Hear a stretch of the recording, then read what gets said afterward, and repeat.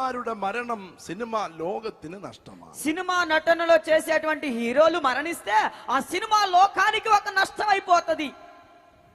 ഗായക രംഗത്തെ ആളുകളുടെ മരണം ഗാനലോകത്തിന് ഒരു నష్టമാണ്. ఒక గాయకులు మరణించినట్లయితే ఆ గాయక లోకానికి లేదా ఆ యొక్క టీంకి ఒక నష్టం. స్పోర్ట్స్ తాരങ്ങളുടെ మరణం స్పోర్ట్సినొരു నష్టമാണ്. ఆట ఆడేటువంటి వారు స్పోర్ట్స్ వ్యక్తి ఎవరైనా మరణిస్తే ఆ స్పోర్ట్స్ కి ఒక నష్టముగా ఉండటం జరుగుతుంది.